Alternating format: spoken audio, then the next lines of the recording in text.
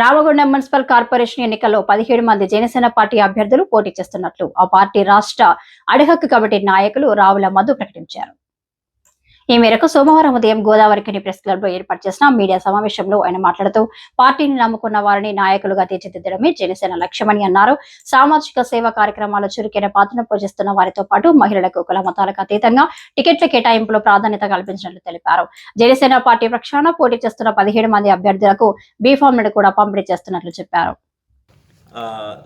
Ramagundam municipal కార్పొరేషన్లో Janasena party పోటీ చేయబోతుందన్న విషయం ఆల్రెడీ ఇంతకుముందు చెప్పడం జరిగింది.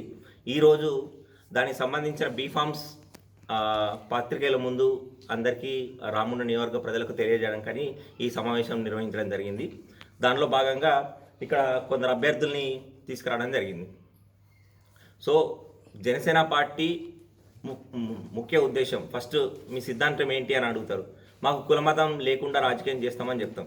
సో దాంట్లో భాగంగా బషీర్ 47వ డివిజన్ నుంచి అతను ఒక సోషల్ వర్కర్, ఎడ్యుకేటెడ్, బీకామ్ చదివిండు. అతనికి మేము టికెట్ ఇవ్వబోతున్నాం. నెంబర్ 2, మేము మహిళలకు ప్రోత్సాహం ఇస్తామని చెప్తాం. దానిలో భాగంగా కళాకారులు అయినటువంటి కామెర పద్మ, ఉద్యమంలో పాటలు పాడిన తను, సింగర్, నిరుద్యోగి. సో అలాంటి వారికి ప్రోత్సాహం అందించాలని తనకు టికెట్ కన్ఫర్మ్ చేయడం జరిగింది. తర్వాత రావుల విజయలక్ష్మి 32వ డివిజన్, తను ఒక బీసీ ఉమెన్, బీఎస్సీ బీఈడీ చదువుకుంది, ఎడ్యుకేటెడ్, టీచర్, ప్రైవేట్ టీచర్ తను. అలాగే స్మిత, తను 40 డివిజన్ నుంచి పోటీ చేస్తున్నారు. తను కూడా బీసీఏ, తను బీఎస్సీ కంప్యూటర్ చదువుకున్నది, ఒక ప్రైవేట్ జాబ్ చేస్తున్నాడు. ఏమూర్ల రంజిత్, తను ఎస్సీ సామాజిక వర్గానికి చెందిన వ్యక్తి, 44 డివిజన్ నుంచి పోటీ చేస్తున్నాడు. తను పార్టీ పెట్టినప్పటి నుంచి పార్టీ కోసం పవన్ కళ్యాణ్ ఫ్యానే కాకుండా పార్టీ జెండా మోసినట్టు వ్యక్తి. అందరూ అంటారు జనసేన పార్టీ జెండా మోసిన వాళ్ళందరూ జనసేన జెండా కూలీలుగా మిగిలిపోతారు అంటారు. అది ఉండదు. పవన్ కళ్యాణ్ గారి ముఖ్య ఉద్దేశం మెంబర్షిప్ టు లీడర్షిప్. సో ఎవరైతే జనసేన పార్టీని నమ్ముకొని జెండా మోస్తున్నారో వాళ్ళని లీడర్లుగా తయారు చేయాలి అన్న ముఖ్య ఉద్దేశాన్ని ఇక్కడ నిదర్శనంగా చూపెట్టాలన్న ఉద్దేశంతో తనకు టికెట్ కన్ఫర్మ్ చేయడం జరిగింది. ఈ పవన్ కళ్యాణ్ గారి అభిమానులకు ముఖ్యంగా టికెట్ ఇవ్వడం జరిగింది.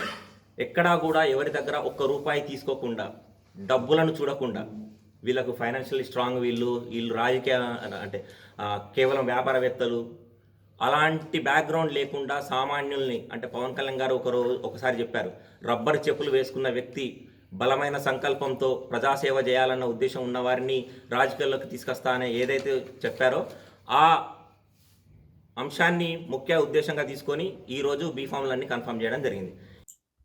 ఈ మీడియా సమావేశంలో జనసేన పార్టీ అభ్యర్థులు గట్ల సుష్మిత, దుబ్బ మానస, ఏమర్ల రంజిత్, సుద్దాల అనురాజ్, కామెర పద్మ తదితరులతో పాటు పార్టీ నాయకులు పాల్గొన్నారు.